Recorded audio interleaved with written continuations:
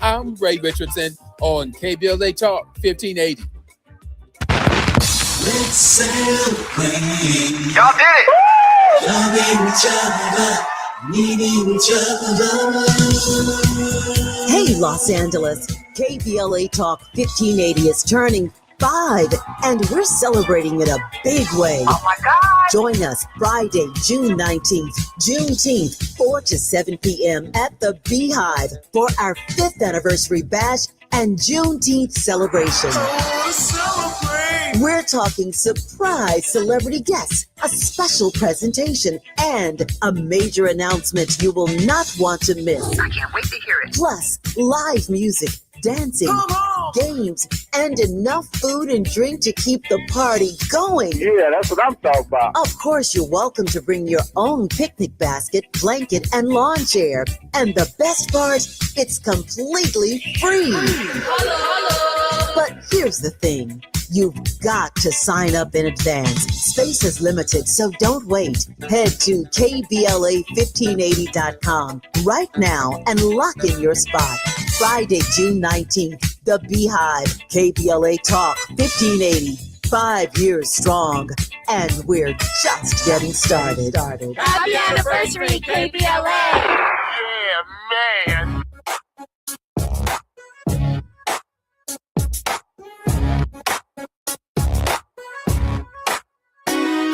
The Jesse Jackson Jr. Show. The Jesse Jackson Jr. Show. The Jesse Jackson Jr. Show.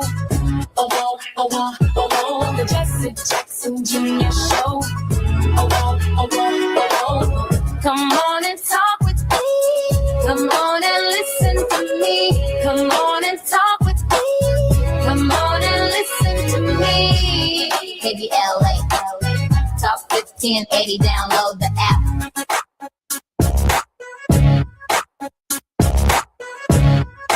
I'm Jesse Jackson Jr. Welcome forward to the Jesse Jackson Jr. Show on KBLA Talk 1580. It's Thought-Provoking Thursdays on the Jesse Jackson Jr. Show. And in this moment, I have a thought from Dave Zirin, who posts on his Facebook page the following message. When the NAACP made its controversial call for Black high school athletes to boycott colleges and states where they are redrawing political maps in order to revive Jim Crow, there was some opinion, and one opinion that we should want to hear above all others, and that of Dr. Harry Edwards.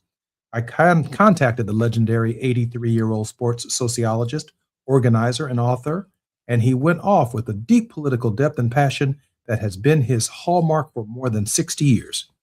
He brings the lessons of history and discusses the art of strategic organizing, centering on women athletes and the importance of broader societal struggles beyond the athletic field. Please read his words and take his insights. Here is the entire article. He says, when I reached out to Dr. Edwards about the NAACP decision, he replied with a long and thoughtful answer. Here's what he said. The NAACP needs some historical insight regarding their proposed Black athletic boycott and to consider their own potential contradictions as well as the counterproductive outcomes. I want to make it clear from the outset that I'm not averse to their proposal.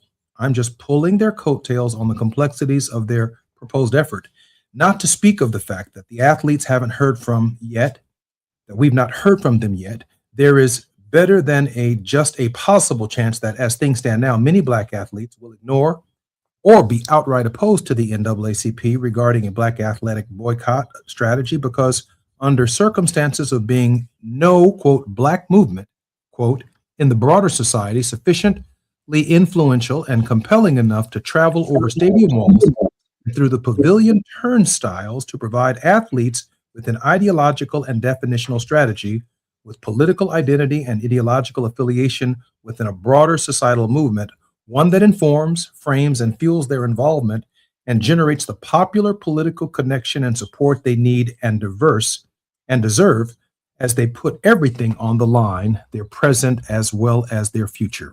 Dr. Harry Edwards, an interview with Dave Zarin titled Dr. Harry Edwards on the NAACP's call to boycott gerrymandering states by Dave Zarin.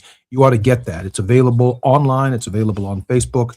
An amazing article. And of course, it's great to hear from the legendary Olympic athlete, Dr. Harry Edwards, who many of you may recall stood on the podium at the Olympics with a black glove and a fist raised in the air, protesting the treatment of our people in the United States, while also having succeeded significantly in his own athletic prowess in the Olympics, blending a unique patriotism and a profound concern for Black Americans. In this hour, this is our conversation with Atiba. Atiba is former Deputy Executive Director for the National Black Caucus of State Legislators.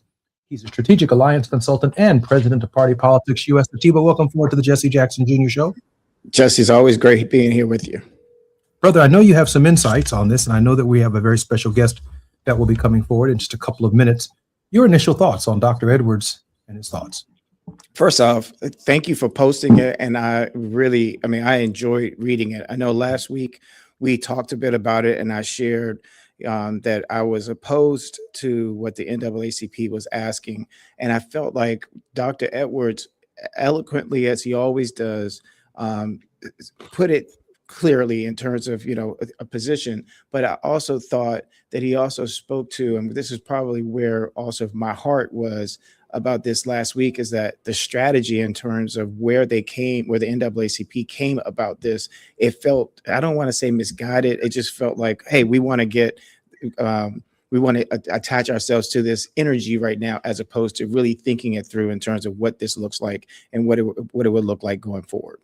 I share that concern. In fact, I've heard so many different varying opinions on the boycott, including some thoughtful people on our own show.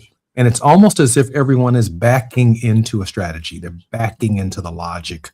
And everyone has a different opinion, a thought, some of which are supportive, some of which are challenging. But it seems to me that the proper planning and strategy that Dr. Edwards is advancing is something that was not given consideration to on the front side. I'm pulling for it. I hope it changes redistricting lines and increases the African-American representation in the South. The ultimate strategy of the NAACP. But to your point, there seems to be this desire to do something, which I cannot fault. In this environment, we all want to do something. But whether or not we are going to be in a productive discussion and action plan for addressing the forces of MAGA from Virginia around to Texas that are seeking to undermine our representation, both at the congressional, state legislative, all the way down to school boards and dog catcher, whether or not asking young African-American 16 and 17-year-old athletes to carry the burden of that, I think, is deeply troubling. I'm Jesse Jackson Jr. When we come forward, we're going to lighten it up and have a conversation about the Urban Film Festival, 3-day event in Miami, Florida, with the founding executive director, Marco Molinette, in just a few moments. More on KBLA Talk 1580 when we come forward. It's afternoon drive time with Jesse Jackson Jr. Only on KBLA Talk 1580. Dell PCs with Intel inside are built for the moments you plan and the ones you don't. For the time you forgot your charger at the gate, Passengers, we are now on our initial ascent. or when you're bouncing between projects like a ping pong ball. We build PCs with long-lasting battery life, so you're not scrambling for an outlet. And built-in intelligence, so you can stay focused on whatever you're doing. Dell Technologies, built for you. Dell.com/Dell PCs.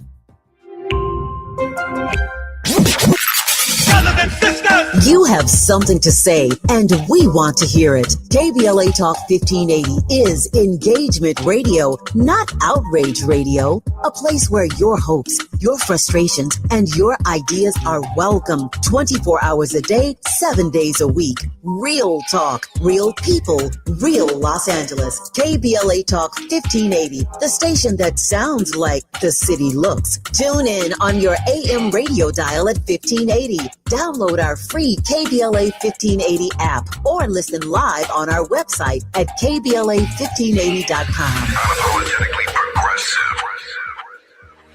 What if your rooftop could earn you money every year? With LADWP's Solar Rooftops program, you can get solar panels installed and maintained on your home at no cost and earn up to $900 a year. That's up to $18,000 over 20 years. There are no upfront costs, no credit checks, and no annual fees. Plus, you'll help power Los Angeles with clean local solar energy and reduce reliance on fossil fuels. Make your rooftop work for you. Apply today at ladwp.com/solar rooftops. From the people who brought you It's the Dog Park comes. It's a hot spot on your dog's leg that the internet says you can treat it at home. You're not sure though, because now it's oozing. Protect your dog from injury and illness with Progressive Pet Insurance. Ooh, he's licking it. Super gross, dude. Progressive Casualty Insurance Company and affiliates. Not available in all states or situations. Coverage subject to policy terms. Small businesses are the heart of America. But you don't have to go it alone. As the nation's largest nonprofit resource of expert business mentoring, SCORE has helped millions of entrepreneurs build their businesses for free. Get the connections, education, and guidance you need with SCORE. We're ready to help. Find a mentor today at score.org. The joint will be jumping. Ebony Repertory Theater, in association with Fig Street Films, brings you one of the most beloved musicals of all time. Tony Award winner, Ain't Misbehavin'. The soulful, swinging celebration of the music of Fats Waller. From the rollicking to the romantic, this show is pure magic, full of the songs that defined an era and the voices that'll make you forget everything else for a night. Foot-stomping, heart-stirring, unforgettable. Don't miss Ain't Misbehavin' at the Nate Holden Performing Arts Center, starring Lettucey, directed by Ren T. Brown. This is the night out you've been waiting for. Tickets are going fast, so don't wait. Grab yours now at ebonyrep.org or call the box office today at 323-964-9766.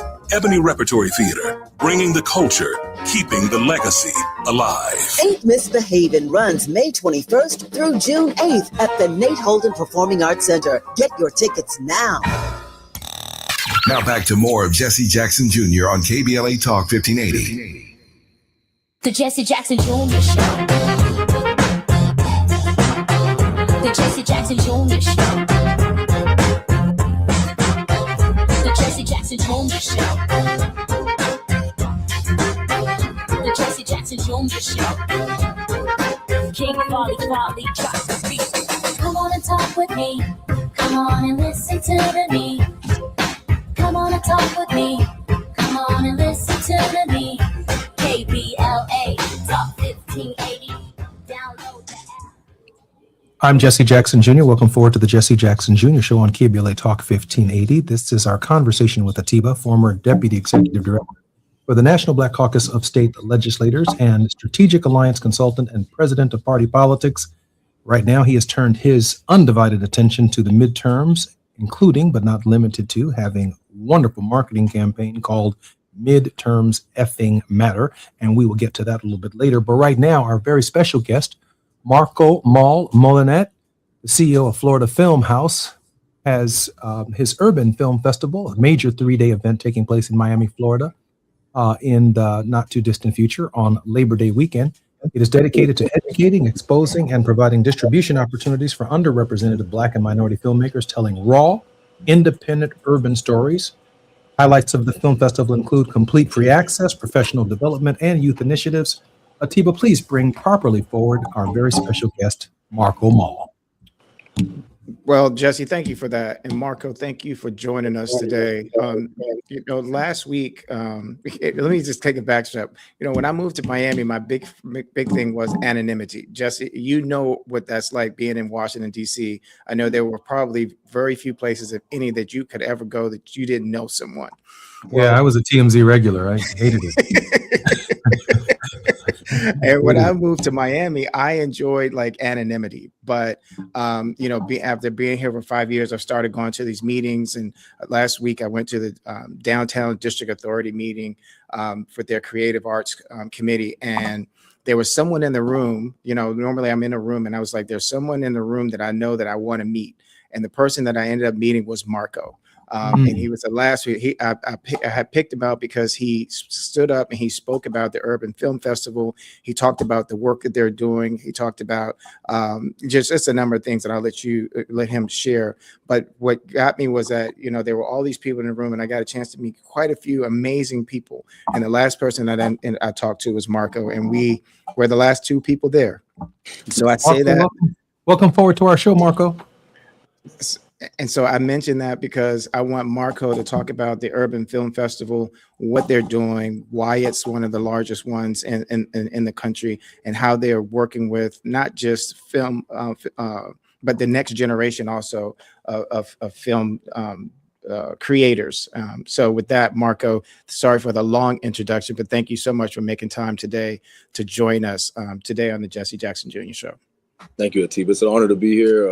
It's an honor to be, speaking with the Honorable State Rep Jesse Jackson Jr. You know what I'm saying? Legend and Atiba. I appreciate the fine words. At the end of the day, I'm just doing my part like we all do. We all, we've been blessed, so we have to bless. And the Urban Film Festival is a foster of giving our voices an opportunity to be heard and our stories to be told, so that hopefully we can help build and learn about each other culturally. I'm a filmmaker, right? I'm a film producer. I had quite a bit of films. I tried to put my films in other film festivals, and surprisingly, we didn't get into the film festivals, right? Some of the more prominent film festivals and some of our film festivals that I kind of knew for sure I should get in because I felt like those festivals were for me. When I didn't get my films that were well done, well produced, put a lot of resources behind them, and they didn't get into a lot of the film festivals I thought they would get into, that's when I knew there was a need to do an urban film festival that serviced the urban films, the inner city films. First year was a huge success coming out the gate. We're in our 11th year now. I've had the opportunity of seeing a lot of these filmmakers grow from short films into features, and I've been also able to help some of them get distribution deals and monetize and help them stay in the profession. That's really was the goal. Like a lot of young people, they say, you tell your parents, I want to be a filmmaker. They're like, no, you're going to college to be a doctor or a lawyer, engineer, something that's going to guarantee revenue, right? Well, if you make a film and you put the film out, it doesn't make any money, doesn't make any noise, doesn't get any film festivals, that can crush your dreams. Well, at Urban Film Festival, we try to let these films in, celebrate them, have your family come out, watch your film, and then they get behind you, and it kind of helps keep you going in the game, and we screen over 150 films a year. Like I said, I've helped a lot of filmmakers grow, and now they've become substantial filmmakers. We always bring in the best of the best when it comes to speakers. And even the speakers that do come in, they come in with passion. They don't come in, worrying about getting paid. They don't come in worrying about security. They come in and they actually hang out with the filmmakers. They're there all weekend. They're exchanging information. They're mentoring the filmmakers as I do. So, it's really like a community effort of people that have been successful in the film space coming back and helping the next generation stay in the game and uplift them. And I think we've just done an amazing job of truly embracing that. And I love the fact that it's free, because I think it should be free. Each one teach one, and it's like, it's beautiful that I'm able to do it back in, the city. I'm from Miami. Overtown is, dear to my heart. My dad lived in Overtown, and I spent a lot of time in Overtown growing up. And, I'm from Miami, and it's just, Overtown is like the Black Harlem of the South. You know what I'm saying? It's very, very historical. So for us to bring this type of culture and uplift this type of culture, from our community. I have a question for Marco. Marco, 11 years ago when you started, the Obama administration was coming to an end. Then, of course, the film festival endured 8 years of the next administration, and then, of course, 4 years of Biden. And now, 11 years later, we are obviously looking at very different times than 2015, 2016. And given that you study 150 films that you review every year, and you're in touch with people who come from a raw and authentic perspective, what are you noticing about what the streets are saying? What's happening out here that's now manifesting itself in the form of film with respect to consciousness? Jesse, I think we lost Marco for a second there. I think we did. Let me ask you the question then, Atiba. What do you think has changed that might be affecting the content of what the streets are saying about where we are? Well, I think, first off, social media. One of the things that Marco and I talked about last week was the fact that here in Miami, you can drive through Wynwood, you can drive through so many different segments of the city, and you'll see camera crews. I've seen people who are out recording music videos. And as we were started talking to Marco, it just came to my mind, one, Regina King, who filmed the movie a few years ago, talking about what possibly Jim Brown, Muhammad Ali, I'm trying to remember the singer right offhand, but may have said the night that Ali won his fight. And it made me also start thinking about the Ava Sam Cooke, the Spike Lees, the Shonda Rhimes, the Antoine Fuqua, who now has a movie that's about to gross $1 billion with Michael Jackson's film, is that, access and opportunity. And if you think about the movie Black Panther, we got excited about Black Panther, but the beauty about Black Panther, in my opinion, was the fact that it went global and it became $1 billion franchise. And what changed is, I think President Obama becoming president helped to change that. I remember the former Senate President Emil Jones talking about when he was the speaker, that how things changed because of his position. Well, that's the same thing that happened with Obama, but then that's the same thing that's happened when you think about where things were with Spike Lee back in the 80s and where Black filmmakers are now, and having access and opportunities that organizations like Marco's are providing to these young people. It's giving them those opportunities they didn't have before. Marco, welcome back. I know we had a technical difficulty for just a moment. Marco, I'd asked the question just before before the technical difficulty, that around the time that you started the film festival, Barack Obama's administration was coming to an end. Then we had 4 years of another administration, 4 years of Biden, and now we find ourselves at a real crossroads as a people. And given that you review, as many as 150 films a year that are raw, that are authentic, what content-wise are you noticing that may or may not be changing with respect to messaging? What are the streets saying, Marco? I mean, that's the most beautiful thing about film. We speak through our film, right? We speak through our conscience, like rappers speak through their music, right? So, I mean, you see a lot of films right now that are reflective upon the circumstance we're in. You see a lot of, MAGA, films against MAGA. You see a lot of films against, when BLM was happening, you saw a lot of BLM supporting films. Now you see a lot of films that are going at MAGA. They're going at, what's going on with the immigrants. There's a lot of, films about what's going on in Palestine. You're always going to see the global issues in the content makers from the inner city because they're in it, right? We have a lot of amazing films that came from some of our Latin filmmakers out of more like the West Coast side that are dealing with a lot of the immigration stuff, right? Those were some of the heart-wrenching ones. And some of the Haitian community put out some films that were, about immigration as well that were super emotional, right? We speak through our content, and you can definitely see the content and it reflects what's going on in our communities. And I can only imagine the content is not what we see on the news. I mean, it's the real raw story from people who are experiencing it, not the 1 minute and 30-second story that appears on the news, but what's behind the story, what's really going on. Right. I'm from so I also live in Homestead, Florida, which has a lot of a Mexican community. And a film came out of that area was called The American Dream. And it was about a family that came from Mexico to America. Right. And it was just about everything they had to go through with choosing whether they were going to stay and die or come to America. Right. And them coming to America, the journey of coming to America, how intense it was. And then even while they get here, they're still treated as the outsiders. But it's like we came from persecution, basically. We would have either had to be in gangs or we would have gotten killed. So like no matter how bad this is still better because we're alive and we have an opportunity. And that's as real as it gets. Like, so when you see that type of story, you're rooting for them. I don't care what community you're from, I don't care how you felt about it before. When you see these stories, you're like, man, I'm happy these people made it and I want to see them do well. Right. Wow. But these are the type of stories that we have to make, and then we have to help them get those stories out to the masses.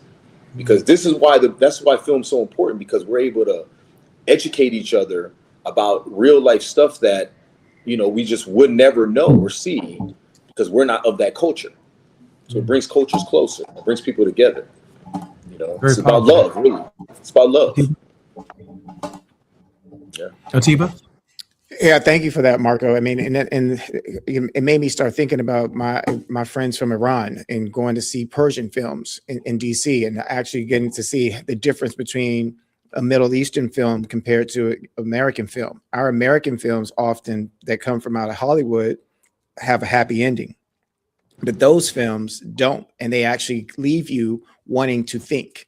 And so I think it's really amazing how you tied that all together in terms of, and it was a great question, Jesse, in terms of what are the streets telling us, because there's so much stuff that's going on. So now is there anything, I'm wearing my midterms effing matter shirt, and I'm wondering, is there anything coming from the streets that is speaking to the election? I know in a couple of years ago, some of it was about not voting, but is there any of it now about voting? We have about a minute and 5 seconds. Yeah, I saw the we had a piece that came in about the redistricting, like the redistricting of the lines and everything, and the person was saying how everybody came out to vote and they still lost, right? And it was this thing where everybody came out to vote, but yet they still lost in the community they always used to win. Right. And now they had this guy that was in charge that was just getting rid of all the accomplishments that had been done over the last, say, 20 years, just washing it all out, kind of like what's going on nationally. It was happening on a local level. And it was really the goal was just really for them to stress the importance of local voting. Right. And how important the strength of the locals are. And, so, that's one I saw.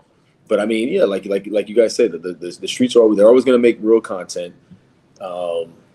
My youth program, we're making something like that over the summer. We're making, some voting stuff over the summer.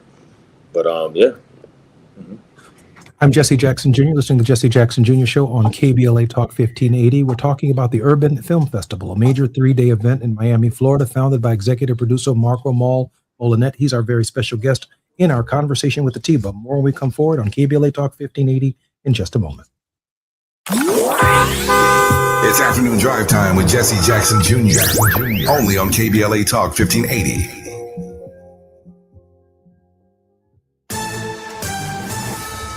I'm Amber Payton with BIN News Now. JFK International is one of 4 U.S. airports designated for passengers arriving from African countries impacted by Ebola. We cannot and will not allow any cases of Ebola to enter the United States. Secretary of State Marco Rubio says travelers from the Congo, South Sudan, and Uganda will also be screened at Dulles, Hartsfield Jackson, Atlanta, and George Bush Intercontinental in Houston. Maryland's Black Attorney General Anthony Brown has named members to a commission investigating young Black children who died at a former state-supported facility in Prince George's County. The group will study unmarked graves and recommend ways to honor their lives.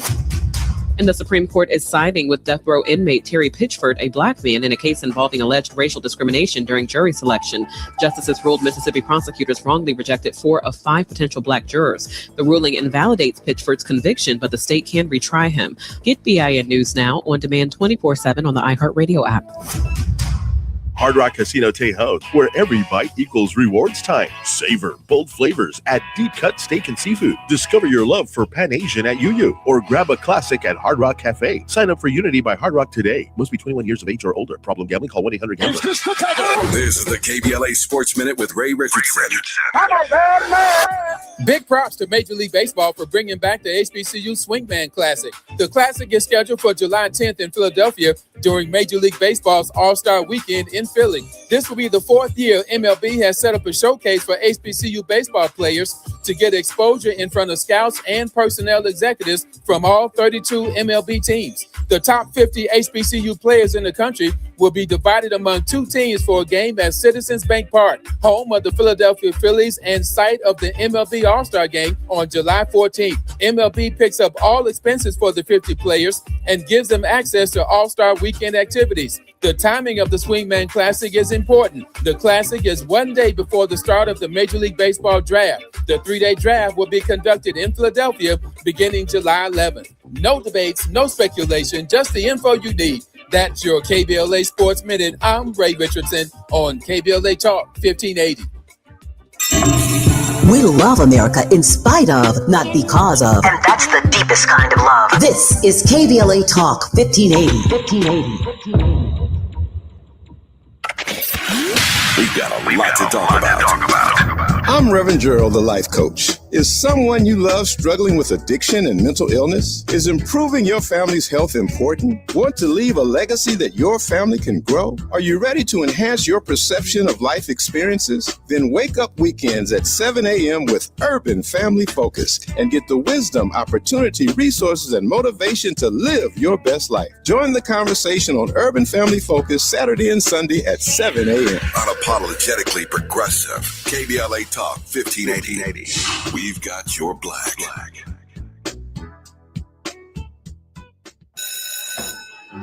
Let's be real.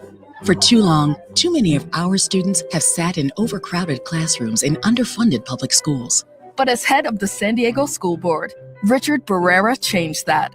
Under Barrera's leadership, student literacy rose from the state average all the way to #1 among major urban school districts. Barrera led the way for smaller classrooms and for teachers to be paid what they're worth. Barrera funded more counselors and mental health services, and community schools that teach real-world skills for future jobs. A community organizer who became an education leader to fight for our kids.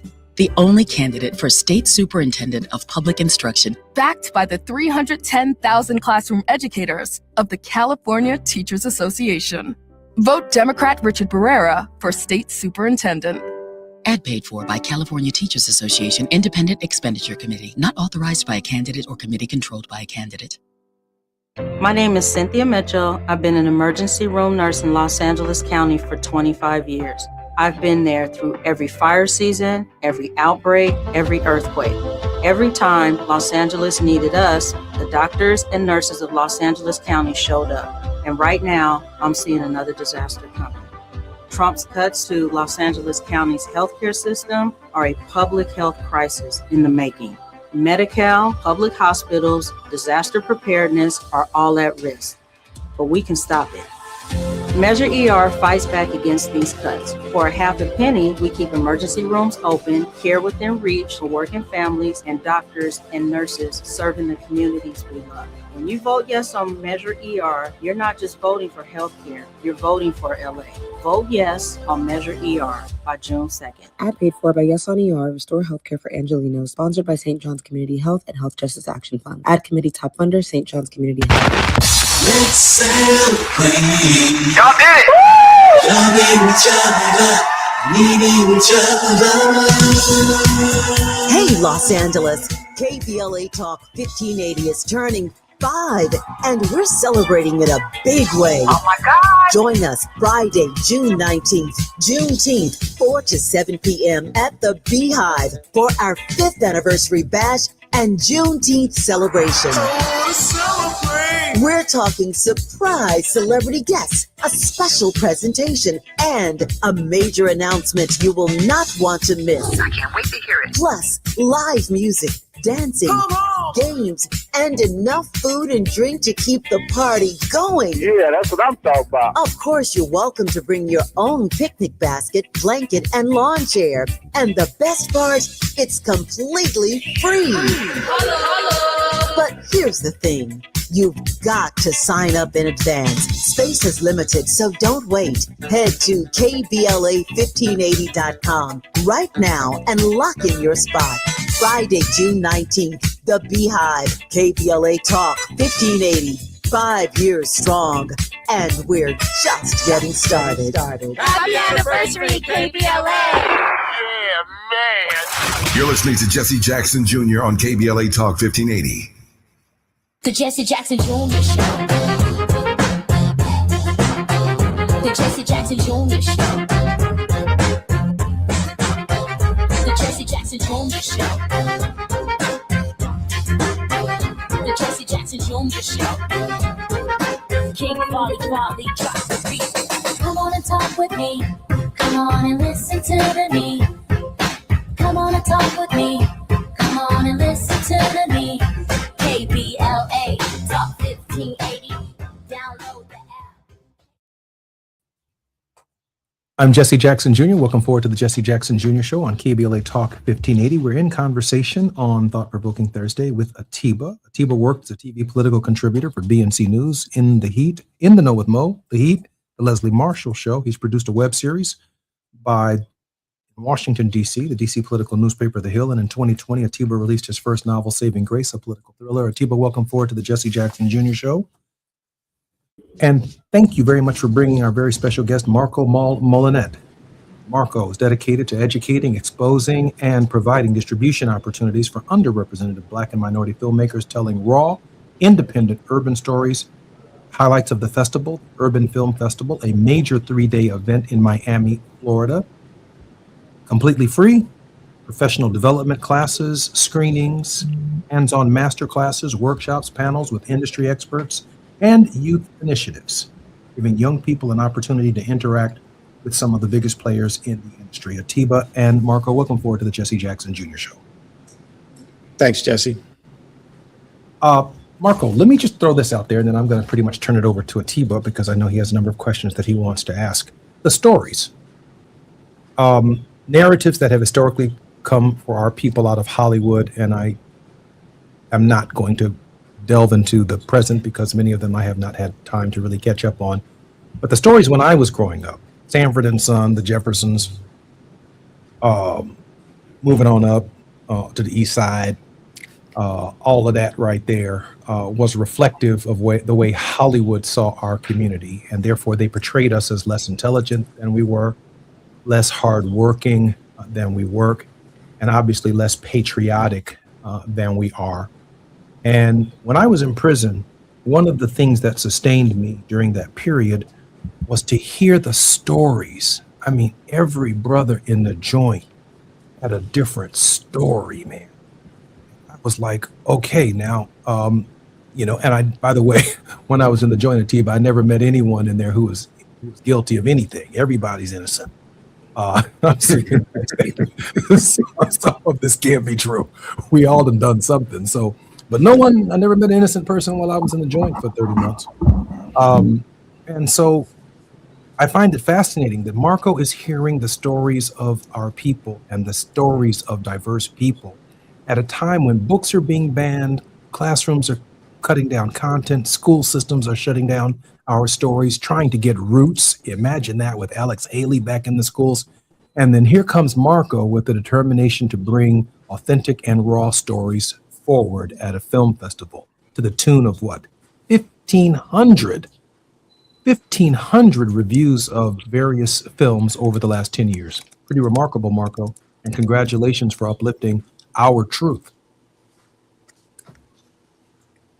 He said he couldn't hear you, Jesse. Oh, well, I don't want to go through that again. Marco, can you hear us now? I'll tell you, I think I'm going to have to let you answer a while. Yeah, and I wish I'm sure Marco has something way more eloquent than I do. But when you mention those shows, and I smiled, and then you also tied into that this was how when you mentioned the Jeffersons and Sanford and Son. For me, it made me think about how we weren't on television back then. And we were just happy to see somebody was moving on up. But George and Weezy, they were a lot now. and when we heard George say to you honky. Oh, George gave Archie Bunker. George used to give Archie Bunker a fit. Yeah, I mean, but for us, it was real life. And to me, that's where the arts, that's where, all of this, and to me, ties in, because you get to hear and see the perspective that's coming from diverse audiences and diverse communities. And I just think it's really important. And so even though we're living in a time when the idea of being woke is considered to be a bad thing, these films help us to understand the different perspectives of different communities and different folks. And being it that it's coming so raw, I'm looking forward to the film festival and being able to see, what's out there, and listening and hearing where the rubber is meeting the road from filmmakers. Marco? Yeah. I mean, I really caught the tail end of the question, but basically, I think that, saying the film festival is extremely important. I mean, it's a need for the film to be able to get their stories out.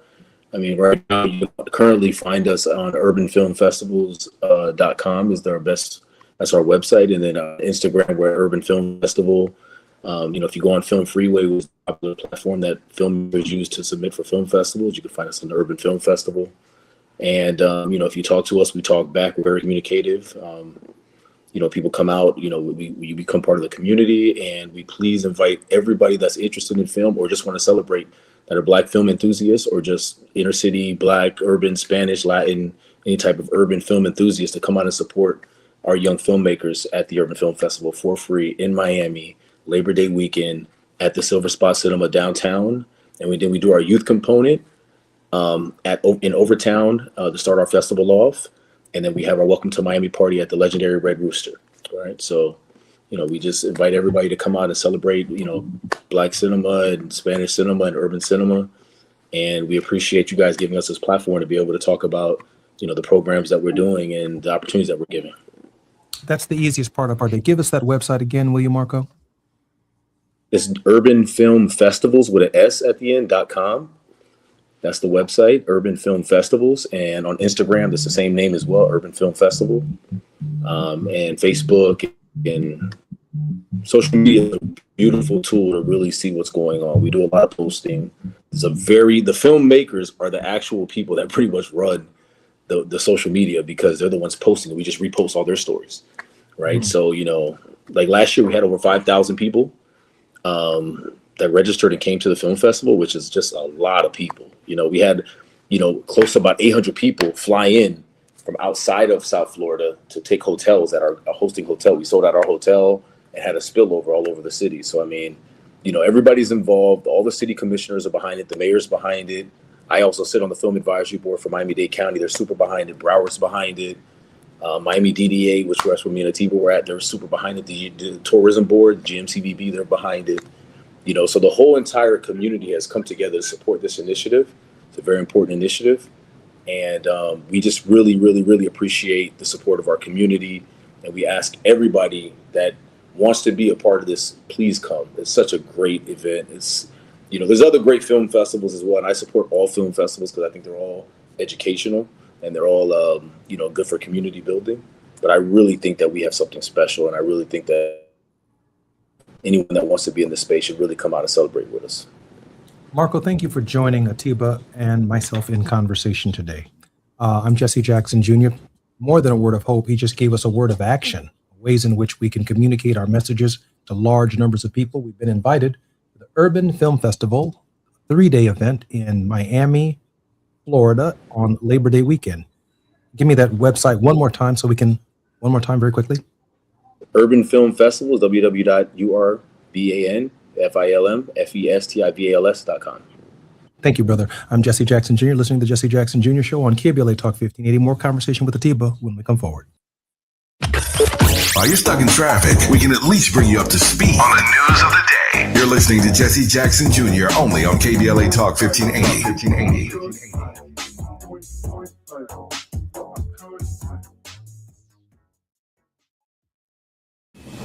Hey, KBLA listeners, this is Stephen Bradford, candidate for State Insurance Commissioner on June 2nd. I've spent my entire life as a public servant on the Gardena City Council, the State Assembly, and the State Senate, standing up for working families, small businesses, seniors, and communities that are too often left behind. I'm running for State Insurance Commissioner because we need an advocate, a watchdog, who will make sure insurance is not only available, but affordable for all Californians. I, like you, am tired of being dropped from coverage after doing everything right, or wondering if anyone is on your side after a disaster strikes. I will be your strongest advocate to make sure we have a vibrant insurance market that creates greater competition and more choices for consumers like yourself. We need a market that serves all of California.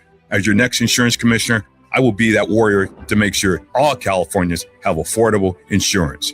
Your ballots have arrived. I ask you to vote for Stephen Bradford as your next insurance commissioner. Stephen Bradford, a name you know. Stephen Bradford, a name you can trust. Vote by June 2nd. Paid for by Stephen Bradford for Insurance Commissioner. Going to a World Cup match in LA this summer? Ditch the parking stress and ride Metro. With direct service from across LA County, it's the easy way to get there for just $1.75 each way. Let's be real. For too long, too many of our students have sat in overcrowded classrooms in underfunded public schools. But as head of the San Diego School Board, Richard Barrera changed that. Under Barrera's leadership, student literacy rose from the state average all the way to #1 among major urban school districts. Barrera led the way for smaller classrooms and for teachers to be paid what they're worth. Barrera funded more counselors and mental health services, and community schools that teach real-world skills for future jobs. A community organizer who became an education leader to fight for our kids. The only candidate for State Superintendent of Public Instruction, backed by the 310,000 classroom educators of the California Teachers Association. Vote Democrat Richard Barrera for State Superintendent. Ad paid for by California Teachers Association Independent Expenditure Committee, not authorized by a candidate or committee controlled by a candidate. His mother was a teacher and activist. His father was a Navy veteran.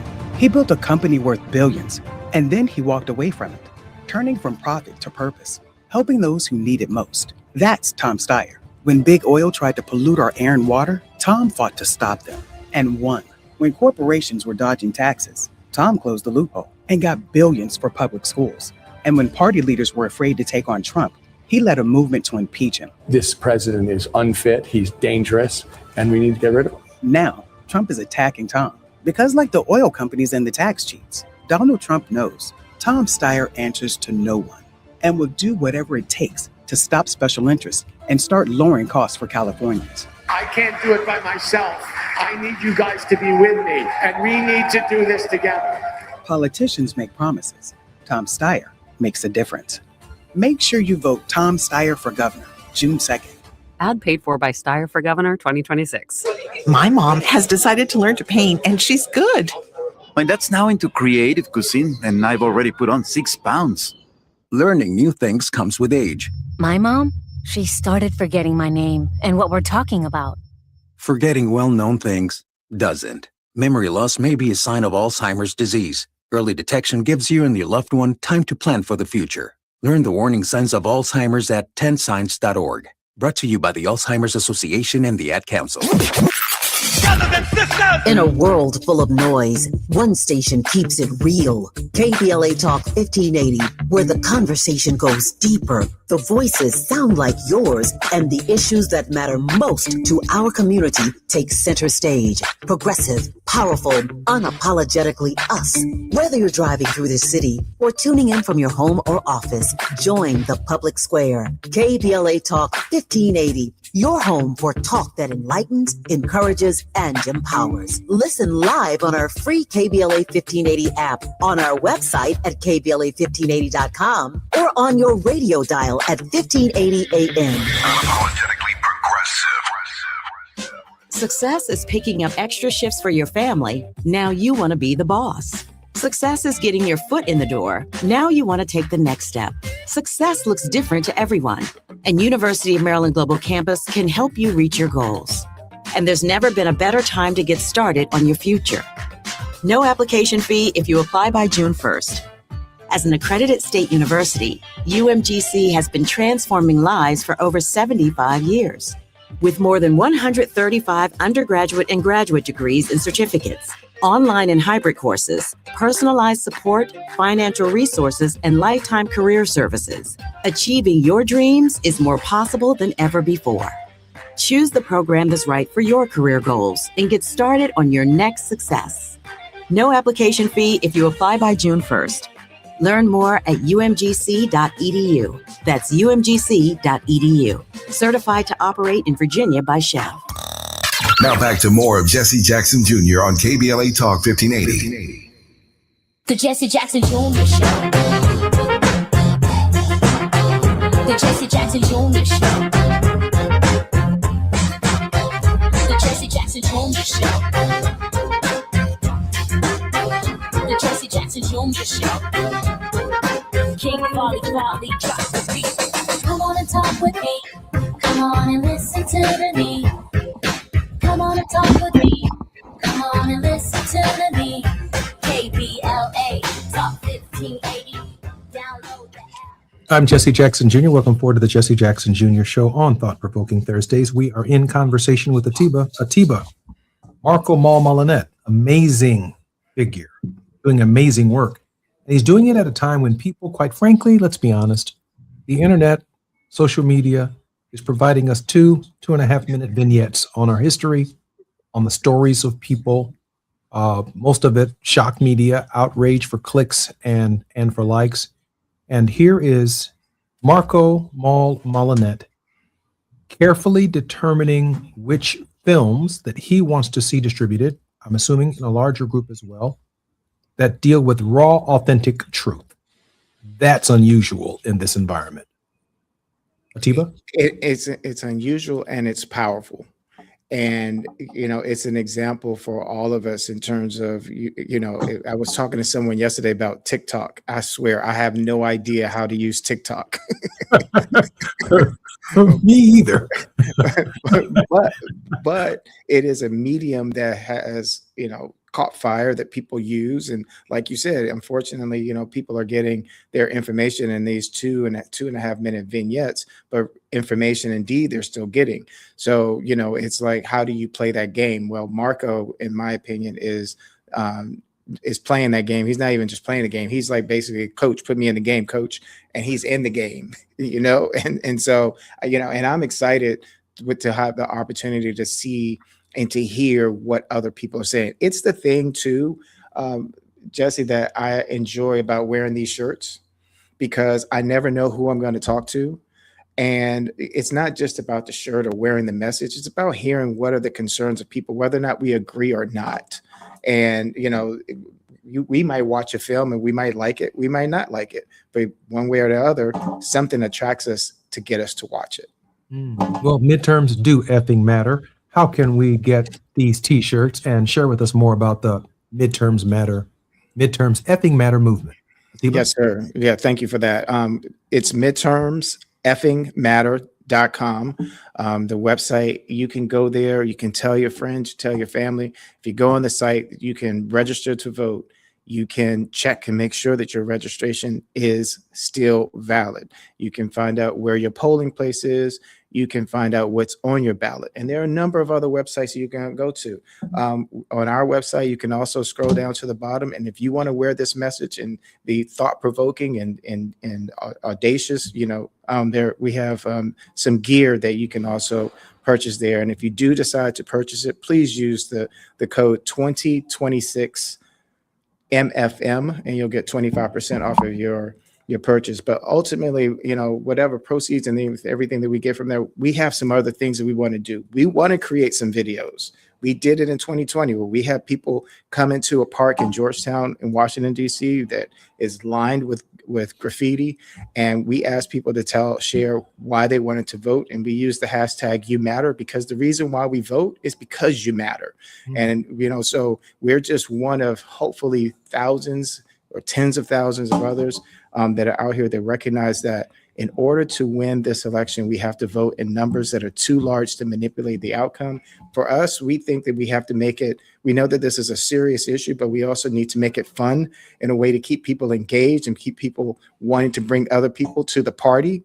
And so we have a lot of work to do. It's going to be I don't know if it's going to be a long summer, Jesse, or a short summer, but it's going to be a summer.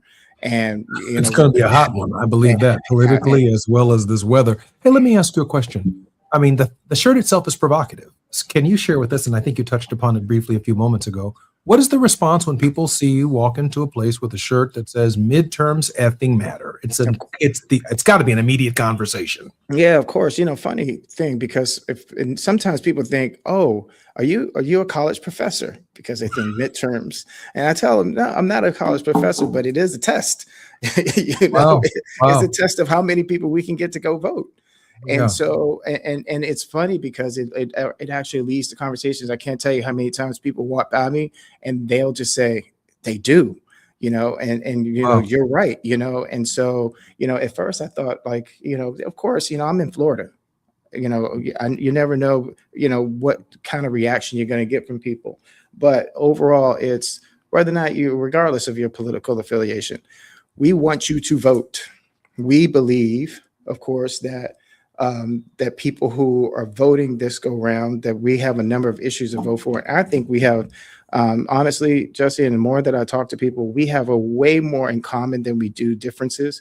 And one of those things that we have in common is that we're paying way too much money at the pump right now for a war that's going on that doesn't make any sense. It's really interesting because midterms do effing matter.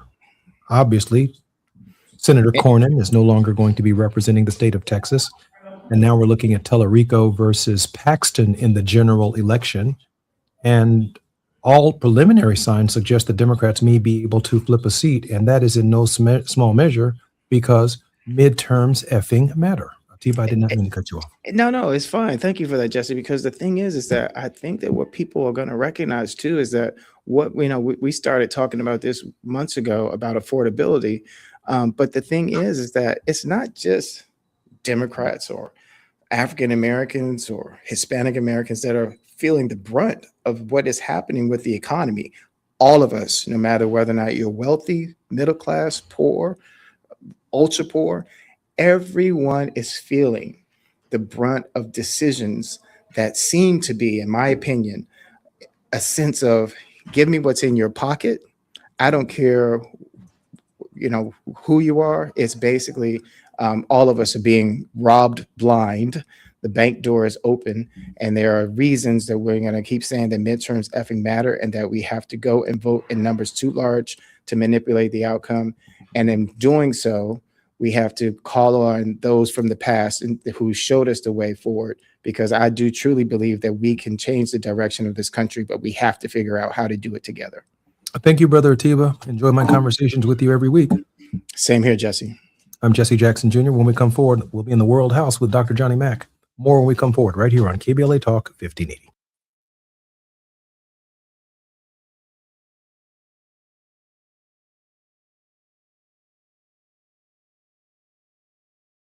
KBLA 1580 Santa Monica. I'm Amber Payton with BIN News Now. JFK International is one of 4 U.S. airports designated for passengers arriving from African countries impacted by Ebola. We cannot and will not allow any cases of Ebola to enter the United States. Secretary of State Marco Rubio says travelers from the Congo, South Sudan, and Uganda will also be screened at Dulles, Hartsfield Jackson, Atlanta, and George Bush Intercontinental in Houston. Maryland's Black Attorney General Anthony Brown has named members to a commission investigating young Black children who died at a former state-supported facility in Prince George's County. The group will study unmarked graves and recommend ways to honor their lives. And the Supreme Court is siding with death row inmate Terry Pitchford, a Black man, in a case involving alleged racial discrimination during jury selection. Justices ruled Mississippi prosecutors wrongly rejected 4 of 5 potential Black jurors. The ruling invalidates Pitchford's conviction, but the state can retry him. Get BIN News Now on demand 24/7 on the iHeartRadio app. Hard Rock Casino Tejon, where every bite equals rewards time. Savor bold flavors at deep cut steak and seafood. Discover your love for Pan Asian at UU or grab a classic at Hard Rock Cafe. Sign up for Unity by Hard Rock today. Must be 21 years of age or older. Problem gambling? Call 1-800-GAMBLER. This is the KBLA Sports Minute with Ray Richardson. Big props to Major League Baseball for bringing back the HBCU Swingman Classic. The Classic is scheduled for July 10th in Philadelphia during Major League Baseball's All-Star Weekend in Philly. This will be the 4th year MLB has set up a showcase for HBCU baseball players to get exposure in front of scouts and personnel executives from all 32 MLB teams. The top 50 HBCU players in the country will be divided among 2 teams for a game at Citizens Bank Park, home of the Philadelphia Phillies and site of the MLB All-Star Game on July 14th. MLB picks up all expenses for the 50 players and gives them access to All-Star Weekend activities. The timing of the Swingman Classic is important. The Classic is 1 day before the start of the Major League Baseball draft. The 3-day draft will be conducted in Philadelphia beginning July 11th. No debates, no speculation, just the info you need. That's your KBLA Sports Minute. I'm Ray Richardson on KBLA Talk 1580. Let's celebrate. Y'all did it! Loving each other, needing each other. Hey, Los Angeles, KBLA Talk 1580 is turning 5, and we're celebrating in a big way. Oh my God! Join us Friday, June 19th, Juneteenth, 4 to 7 p.m. at the Beehive for our 5th anniversary bash and Juneteenth celebration.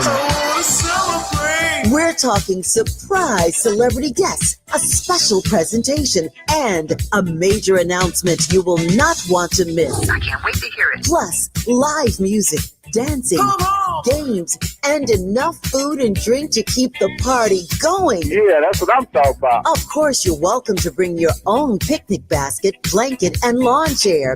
And the best part, it's completely free. But here's the thing.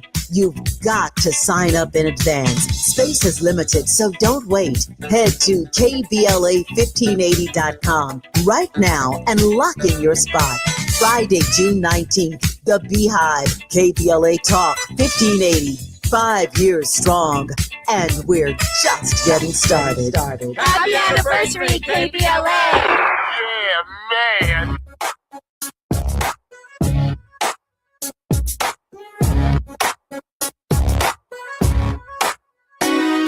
The Jesse Jackson Jr. Show.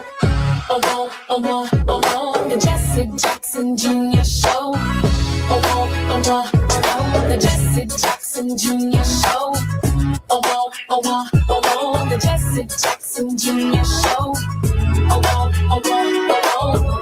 Come on and talk with me. Come on and listen to me. Come on and talk with me.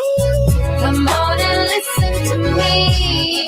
KBLA Talk 1580. Download the app. I'm Jesse Jackson Jr. Welcome forward to the Jesse Jackson Jr. Show on KBLA Talk 1580. I'm expecting Dr. Johnny Mack to join us in just a few moments. But I do want to thank Annette Cousin and Sharon Ashley from the city of Chicago. Lynette Purple Angel Alexander reaching out to us on social media. Quincy Alexander says, "Go Spurs, go." Well, good luck with that. And I also want to thank Tracy Van Zant Foyles for being a faithful listener to the Jesse Jackson Jr. Show, and Barbara Jean, of course, and Hal 9000, as well as our brothers and sisters who are listening to us live in South Africa. So grateful that you're joining. You know, I'm sitting here reflecting about the 250th anniversary, and I don't have any notes in front of me, but while I buy myself some time before Johnny Mack gets here, I want to remind everyone that between 1619 and when we arrived, 19 scared Africans in Jamestown, Virginia, to the date July 4th, 1776, the African in America had known 157 July 4ths where that day didn't mean a darn thing. It did not change our circumstances one way or the other. From 1619, inclusive, to July 4th, 1776, the first 19 scared Africans arrived in August. There were 157 July 4ths. Of course, there was no Declaration of Independence. We were here before Jefferson. And when Jefferson penned the magnificent words of the Declaration of Independence on July 4th, 1776, whatever it was he was writing, it didn't apply to us. Because from July 4th, 1776, until the Emancipation Proclamation of 1863, there's another 88 years, another 88 July 4ths where the country is young, but it still doesn't mean anything to us. That's 245 July 4th, where some folk are whistling Dixie, some folks are carrying their camisoles, some folk are riding horses and being distinguished gentlemen and living in plantation-style housing. 245 July 4ths, where it means nothing to the Negro. Nothing. And of course, the hypocrisy is pointed out by Frederick Douglass in his July 4th oration, because our people simply had not known a July 4th that spoke to the values or to the romantic notion of what it means to be an American. And so, July 4th, 2026, when we commemorate on one side of town and celebrate July 4th on the other side of town with fireworks and barbecue and all that comes with the holiday, there will be two different celebrations. One celebration, a reflection on the way America used to be and the birth of the nation.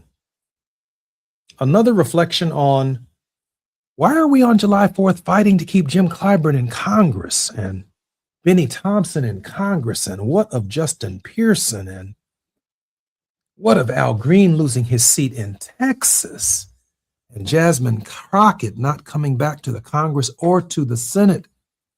What does it mean when every single thing we fought for, from Brown versus the Board of Education to the present, is on the chopping block, when our women are fired from the federal government to the tune of 300,000 of them, and there are no plans to bring them back that we have seen offered by a single Democratic candidate? I don't even talk about black women no more. And I mean it from California to Illinois to whoever else is running for president. I ain't heard one say yet on day one, I'm doing an executive order to rehire these women with children, women with husbands, women with significant others, women who pay mortgages, women who pay car bills, and we haven't heard a single Democrat say a single thing about it. And I heard the Black Caucus, well, y'all should be glad I'm not there, because I really would have read them the riot act. First thing we're going to do when we regain control of Congress is we're going to go after Trump and his family. No, the first thing you're going to do is rehire these sisters. That's what you're going to do. The first thing you're going to do is put these programs back in place so our children can get into these institutions of higher learning so they can become medical doctors and lawyers who can help us with health disparities. That's the first thing we're going to do. Now let the Judiciary Committee handle the Donald Trump problem. All of us ain't going to be on the Judiciary Committee. Let them handle that problem. Don't get caught up in what they are fighting about when the issues are so prescient in the Black community at this hour. We have no choice but to defend and fight for ourselves. We got Black folks on their way to Congress, prepared to fight for Israel. You better fight for your community. We got Black folk on their way to Congress talking about saving Social Security. He just spent the Social Security money in the defense budget. If you're not prepared to go to Washington or to your state legislature and fight for our community, you shouldn't be running at all. We don't need any more moderate brothers and sisters acting like they can I can get along with white folks and Republicans. I get along with conservatives. My dad did. Dr. King did. You ain't the only Negro ever learned how to talk to white folks. We all talk to white folks. We deal with white folks every day. We need fighters who are specific to what our concerns are and our needs are. I'm Jesse Jackson Jr. You're listening to the Jesse Jackson Jr. Show on KBLA Talk 1580. 250 years of this in the making. More we come forward right here on KBLA Talk 1580.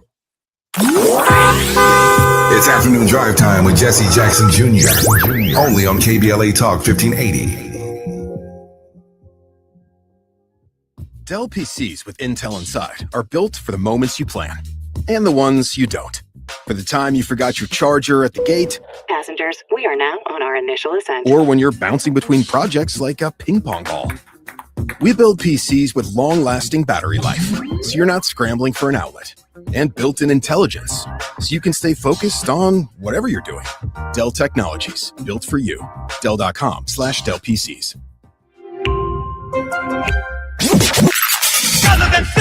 There is no denying that we've always been the conscience of this country. KBLA Talk 1580 is progressive talk radio built for our community, by our community, and with hosts who look like you, live near you, and care about what you care about. 50,000 watts of truth right here in Southern California. KBLA Talk 1580. Listen live on your AM radio dial at 1580 or stream us live on our KBLA1580.com website or on our free KBLA 1580 app. Unapologetically progressive. From the people who brought you It's the Dog Park comes. It's a hot spot on your dog's leg.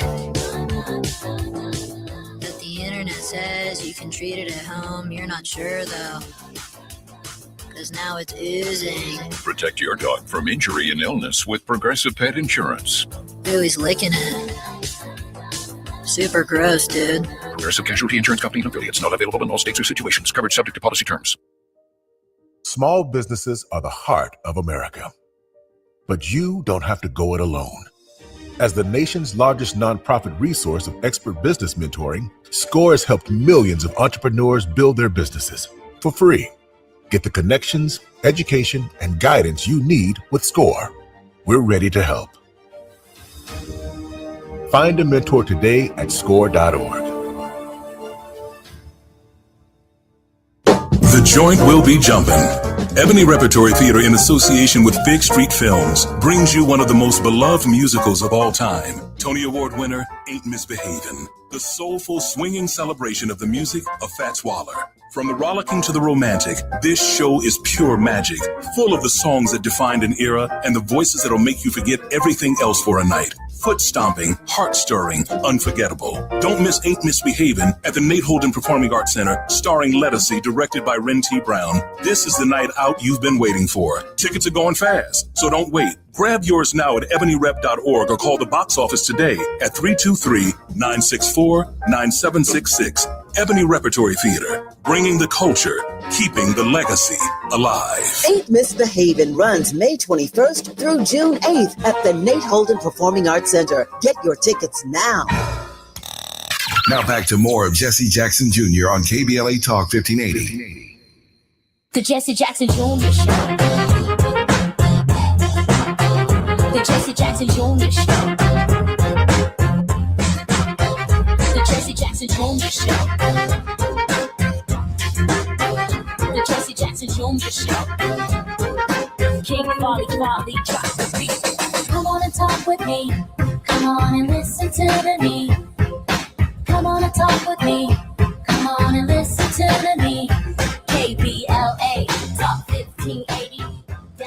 I'm Jesse Jackson Jr. Welcome forward to the Jesse Jackson Jr. Show on KBLA Talk 1580. And you might have 1 full hour with just me today, and that's okay because I can handle it. I got a lot to talk about on this 250th anniversary. But we have to start and be on the same page. That's the first thing that we have to do. Let us acknowledge that in Jamestown, Virginia in 1619, 19 scared Africans who had been stripped from their homeland had no idea where the hell they were. Some of their compatriots did not make the journey successfully. Some of them were thrown overboard and fed to the fish to attract fish for the pirates to eat fish on the long journey. Some of them never made it to America. Some of our brothers and sisters on the same journey. The wind took them to Cuba, and the wind took some of them to South America. The wind took some of them to Haiti and to Jamaica. But 19 scared ones of us landed in Jamestown, Virginia.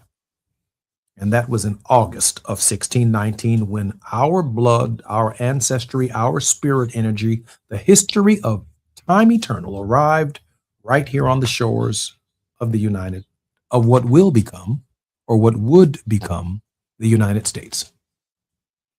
So there had been a January 1st all the way through a December 31st in 1619. We arrived in August. On July 1st, 1620, July 4th, 1620, less than a year, 11 months after we arrived, wasn't nobody talking about no Independence Day because that didn't happen until 1776. So July 4th for the Negro slave was just another day. For 157 July 4ths, whatever they're talking about in Virginia, whatever they're talking about in Philadelphia, it has nothing to do with us. That's a fact. And there were 157 of such July 4ths. And then from the writing of the Declaration of Independence, just a few short years later, on September 17th, 1787, the United States Constitution was signed in New York and Philadelphia, and we began living under a constitutional government. And July 4th, for another 88 years until the Emancipation Proclamation, them 88 July 4ths from July 4th, 1776 to the Emancipation Proclamation in 1863, them 88 July 4th, they were the same as the first 157 July 4th, just another day. Just another day on the plantation, just another day of disrespect, just another day of torture, just another day of Yassabos, just another day of slavery, just another day of being treated as property, just another day of rape, just another day of lynchings and whoopings and castration, just another day. Our children are sold from underneath us, our wives, our homes are divided and split. Wake up one day with the wife, wake up the next day she's been sold or pregnant by a master down the street. 245 of those. And then the Emancipation Proclamation. And then January 1st, 1864. On that January, we walked into a new America. And July 4th, 1864 was just a little bit different. Somehow, what had taken place in Gettysburg had changed the spirit energy of the nation to something we might become. So in November of that year, after the Battle of Gettysburg, from July 1st, 1863 to July 4th, the end of the Gettysburg Battle, in November of that year, with thousands of men still lying dead in the battlefield. Think about that. July August, September, October, November. Lincoln comes back to deliver the Gettysburg Address in November after a hot summer, and the Gettysburg dead haven't been buried yet. Why did he speak for only 3.5 minutes? Imagine the smell. Imagine the senses of the men who had paid the ultimate sacrifice that the Union might have a victory. Now, interestingly enough, if you were a Confederate on July 1st and you were meeting in Gettysburg for the Great Battle, or you were a Union troop meeting in Gettysburg for the first battle, if in fact you were fighting for the Confederacy on July 1st, you wanted to win Gettysburg. Why? Because your interpretation of July 4th would be the nation's interpretation of July 4th today, if you had won Gettysburg. Because forever, the definition of liberty would be defined by what the Southerners say liberty is, and we already know what that was. So when the North won the war at Gettysburg on July 4th, Abraham Lincoln in November came all the way back to Gettysburg to dedicate the battlefield, and in that dedication, he delivered the Gettysburg Address. And in that Gettysburg Address, that 3.5-minute speech, Lincoln shares with the nation the new meaning of July 4th going forward, because these first 245 July 4ths were exclusive and not inclusive. We were a nation that was becoming something different after Gettysburg. By July 4th, 1865, we were on our way to a 13th Amendment. By July 4th, 1867, we were en route to a 14th Amendment. By July 4th, 1870, we were on our way to a 15th Amendment. By July 4th, 1880, the July 4ths that were in front of us were different than the July 4ths that were behind us. There was no more slavery in the form that it had presented itself in, known as chattel slavery. The great battle is always what July 4th is going to look like and what it's going to be like. My late father, the Reverend Jesse Jackson, in a very difficult state, campaigned in 9 states that were sensitive to the Democratic victory in the last campaign. If Kamala Harris had been successful, we went to Minnesota, and we went to Wisconsin, and we campaigned in Philadelphia and Pittsburgh and all across the state of Pennsylvania, North Carolina, oftentimes driving my father to these very locations. And because my dad could not speak, they would introduce my dad. Dad would wave, but then they would give me the microphone, and I would share with them. The question before us is, what is July 2026 going to look like? What will July 4th in 2026 look like? It's recorded. I posted it all on Facebook. All the speeches are right there. What will it look like? It is either going to be Donald Trump in July 2026 trying to redefine liberty with a ballroom, with an arch, sending immigrants out of the country, removing diversity, equity, and inclusion, fighting Harvard and Yale and denying African Americans, Hispanics, and others access to these institutions that over the first 245 years of the nation discriminated against us and would not let us in. We had to fight for land grant institutions in the southern states to get into college, because the very white colleges that young black men are being asked to play football in, play basketball in right now, would not let us in their colleges, state schools during Jim Crow. And so at the turn of the last century, most of these historically black colleges and universities have their founding in the early 1900s. The late 1890s, to educate the newly freed men and women so that they might become productive citizens in a new order, because July 4th was towards a new definition. And now, in 2026, we find ourselves preparing to get our ribs together, get our beer together, have our family reunions together, get our hoopties together. I don't know what they call those cars out in LA where you hit the button and they start jumping and all that. We're going to be jumping through Crenshaw and jumping through without very little reflection to what this July 4th this year truly means. And Atiba says that midterms effing matter. It's because how July 4th this year will be defined will determine how future July 4ths will be defined and celebrated.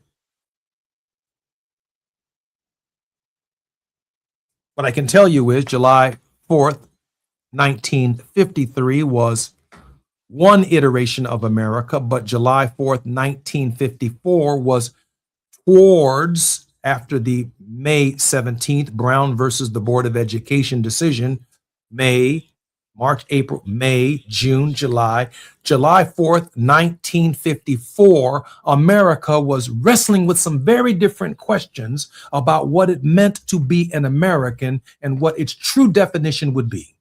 And that comes with the desegregation of the armed services. It comes down with tearing down the walls that separated communities and separated education. It lays the foundation for the civil rights movement of 1964, the Voting Rights Act of 65, and other legislation. But it's, of course, it's hard fought for stuff because some people were still holding on to Jim Crow, and that's how we lost Emmett Till. And that's why Rosa Parks still had to sit down in that same space. And the Democratic Party, the Southern Dixie Democratic Party, was still unwelcoming to us, making Fannie Lou Hamer inevitable and making Shirley Chisholm inevitable as the definition of America began to take on a new meaning. July 4th, 1776 ain't the same as July 4th, 2026. And I don't care how many times they tell you about what happened on July 4th, 1776. Don't you ever give up your critique of what that day was for you if you're a woman and you could not vote. On July 4th, 1776, America was not as welcoming of immigrants then as it is now, and now ain't nothing to be proud of. There was a genocide taking place against Native Americans on July 4th, 1776. And Thanksgiving ain't what you think it is either. In fact, the third Thursday in Thanksgiving, Abraham Lincoln sets it aside as a national day of thanks because the Union had just prevailed in Gettysburg and he had just delivered the Gettysburg Address.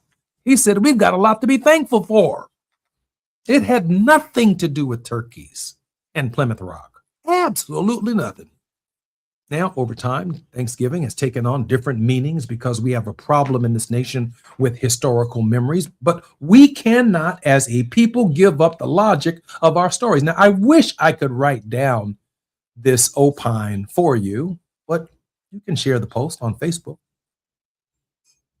I didn't write this out. I was expecting my good friend Johnny Mack to be joining me in this hour, but still got something on my mind because I know the history well enough to know what I'm looking at when it comes to these questions of who we will be and who we are as a people.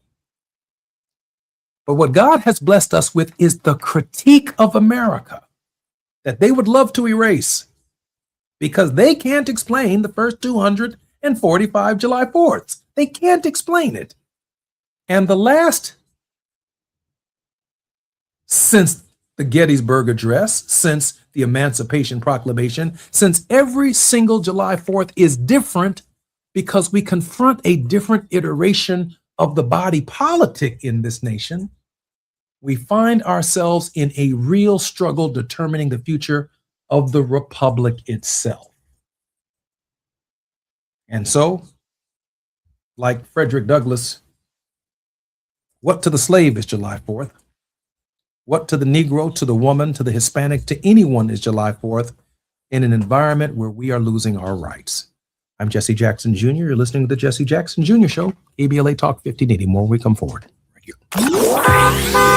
It's afternoon drive time with Jesse Jackson Jr. Only on KBLA Talk 1580.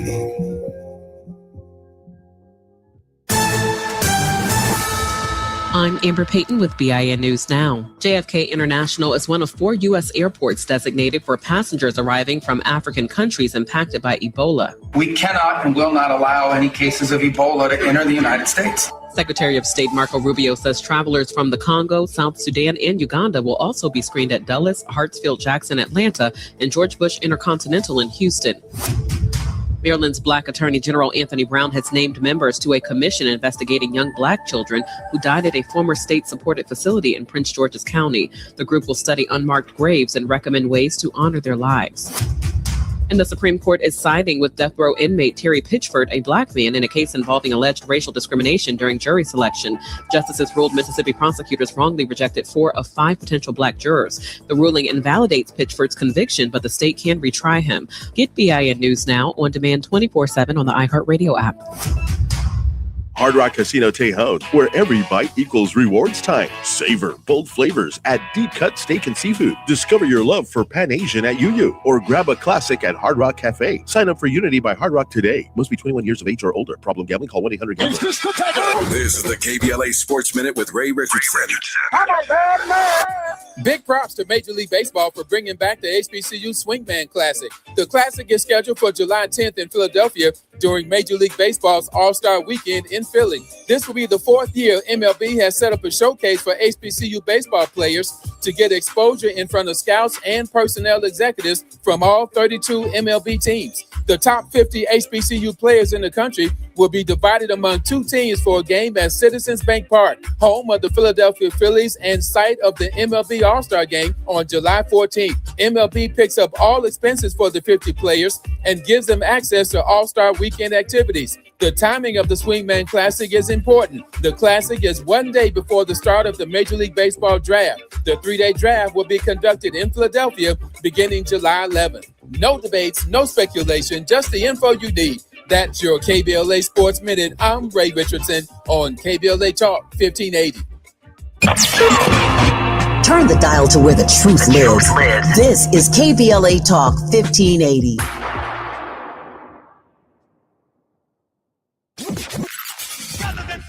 In a world full of noise, one station keeps it real. KBLA Talk 1580, where the conversation goes deeper, the voices sound like yours, and the issues that matter most to our community take center stage. Progressive, powerful, unapologetically us. Whether you're driving through this city or tuning in from your home or office, join the public square. KBLA Talk 1580, your home for talk that enlightens, encourages, and empowers. Listen live on our free KBLA 1580 app, on our website at KBLA1580.com, or on your radio dial at 1580 AM. My name is Cynthia Mitchell. I've been an emergency room nurse in Los Angeles County for 25 years. I've been there through every fire season, every outbreak, every earthquake. Every time Los Angeles needed us, the doctors and nurses of Los Angeles County showed up. And right now, I'm seeing another disaster coming. Trump's cuts to Los Angeles County's healthcare system are a public health crisis in the making. Medi-Cal, public hospitals, disaster preparedness are all at risk, but we can stop it. Measure ER fights back against these cuts. For a half a penny, we keep emergency rooms open, care within reach for working families, and doctors and nurses serving the communities we love. When you vote yes on Measure ER, you're not just voting for healthcare, you're voting for LA. Vote yes on Measure ER by June 2nd. Ad paid for by Yes on ER, Restore Healthcare for Angelenos, sponsored by St. John's Community Health and Health Justice Action Fund. Ad committee top funder, St. John's Community Health. Are you still pouring gallons and gallons of water into a thirsty lawn that never seems to get enough water? LADWP LADWP has a special offer for a free water-saving front yard refresh available to eligible LADWP residential customers. LADWP handles all the work, including lawn removal, installing an efficient irrigation system, and planting beautiful California-friendly plants. Save water and lower your bill with a free front yard refresh. See if you qualify at LADWP.com/LEAP. That's LADWP.com/LEAP. Let's celebrate. Y'all did it. Loving each other, needing each other. Hey, Los Angeles, KBLA Talk 1580 is turning 5, and we're celebrating in a big way. Oh my God. Join us Friday, June 19th, Juneteenth, 4 to 7 p.m. at the Beehive for our 5th anniversary bash and Juneteenth celebration.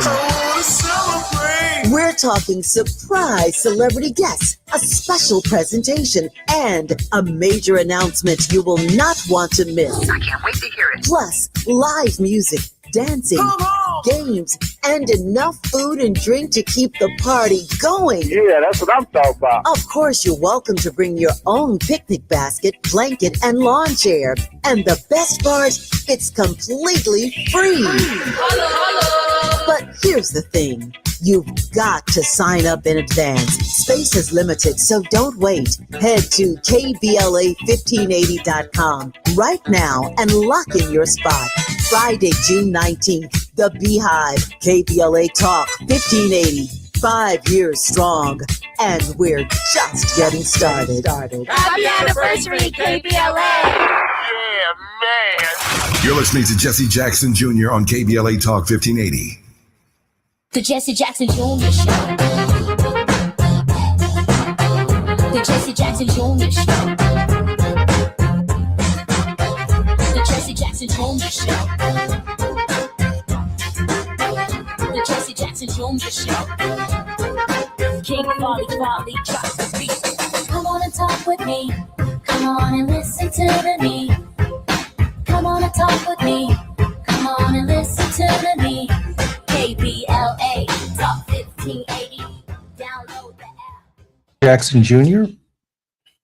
I'm Jesse Jackson Jr. Welcome forward to the Jesse Jackson Jr. Show on KBLA Talk 1580. We are in the World House with Johnny Mack. Johnny has not joined us, and I am keeping him in my thoughts at this moment because Johnny is faithful to our program and trust that all is well with him wherever he is at this moment.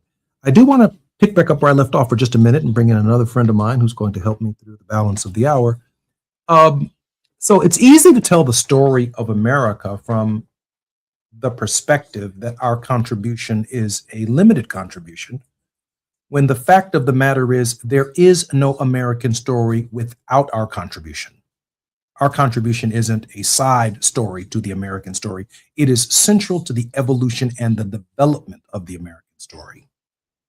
You can't get states apportioned, congressmen, by population, including the counting of slaves, how the Congress of the United States has been built, including the property interests of the slaves, which is the 3/5 clause, how they would be counted for the purposes of representation. That's about electing a congressman,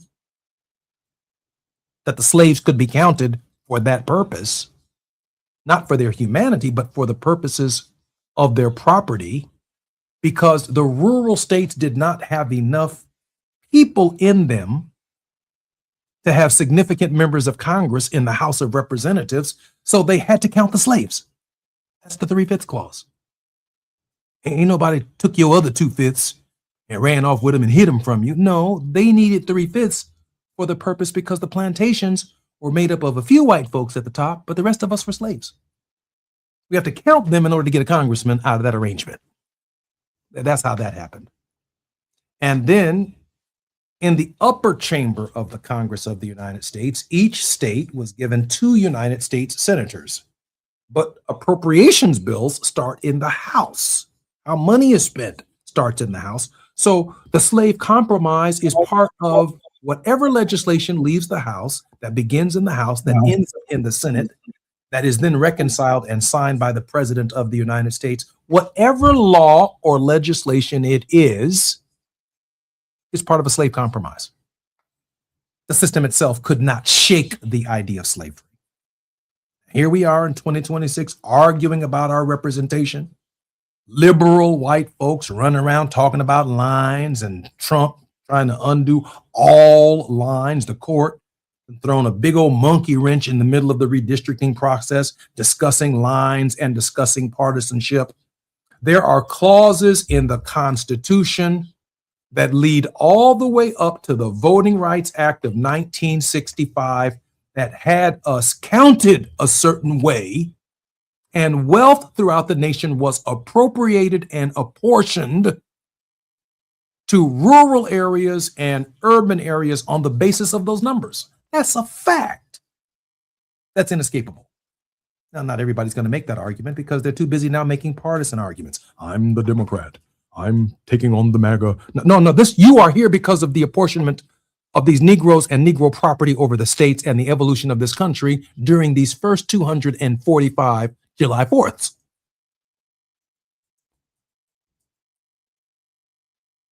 That's a fact. Inescapable. It's sitting right there in the Constitution. Read it again. Now, when we reflect upon the depth of the problem, I think that, quite frankly, on July 4th, when we reflect upon what America has become with all of its problems, and Lord knows I am confident that God has a place for us in his bosom and has looked out for us as a people because of our resilience and our persistence. But don't forget now, against the backdrop of human history, America is only 250 years old. China, this is a civilization that has been around for millennia. 3,000 years. I mean, the ancient Roman Empire, the ancient Egyptian civilization, the ancient Byzantine civilization. Against the backdrop of history, America's 250 years is a speck in human history. Now, if this doesn't blow your mind, nothing else will on today's radio show. Therefore, slavery is a more common form of organization in human history than freedom.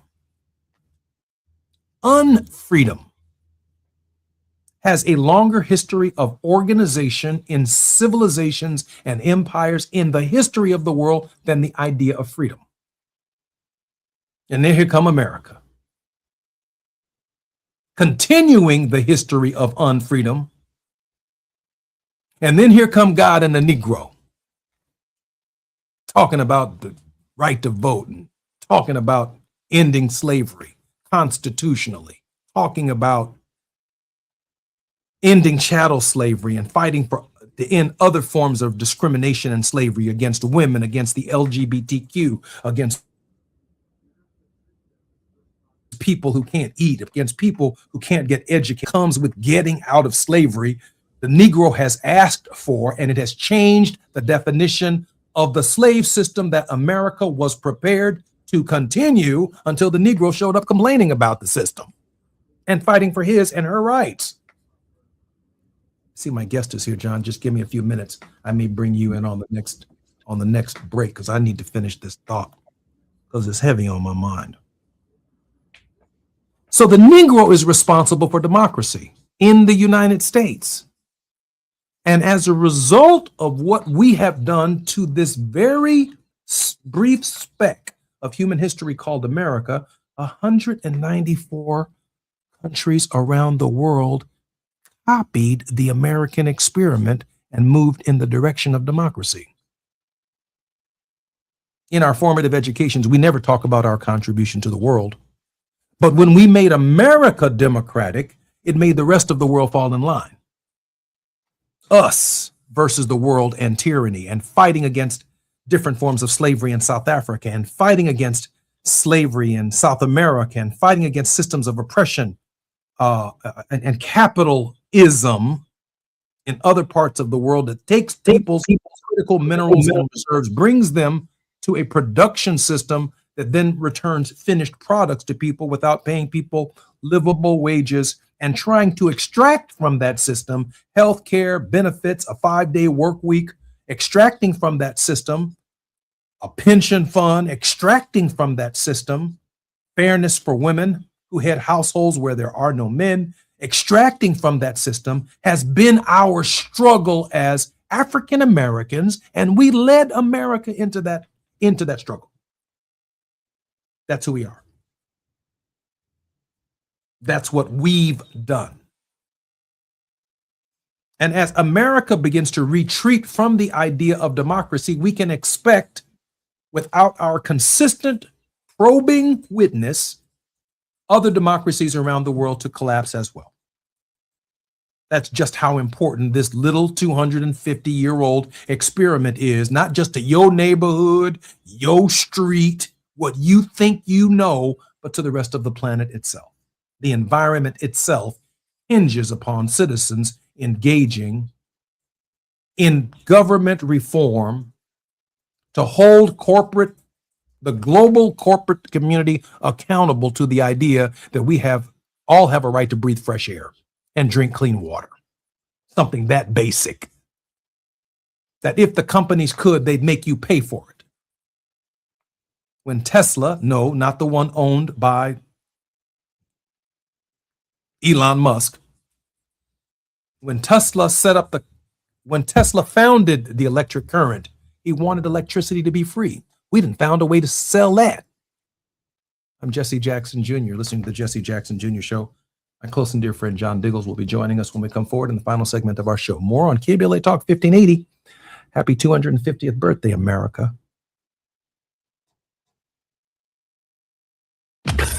While you're stuck in traffic, we can at least bring you up to speed on the news of the day. You're listening to Jesse Jackson Jr. only on KBLA Talk 1580.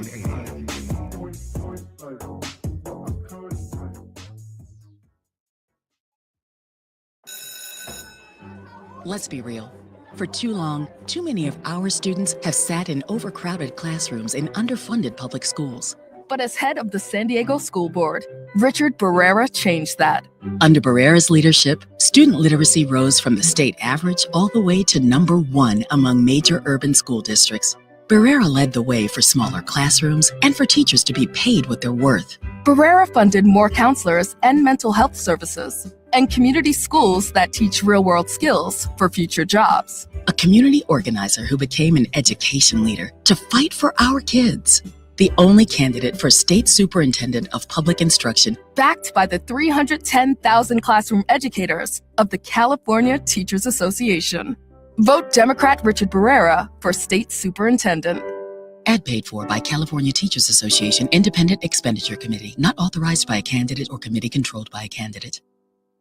Are you still pouring gallons and gallons of water into a thirsty lawn that never seems to get enough water? LADWP has a special offer for a free water-saving front yard refresh available to eligible LADWP residential customers. LADWP handles all the work, including lawn removal, installing an efficient irrigation system, and planting beautiful California-friendly plants. Save water and lower your bill with a free front yard refresh. See if you qualify at LADWP.com/LEAP. That's LADWP.com/LEAP.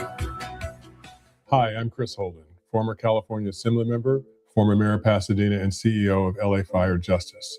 I've spent my career fighting for our communities.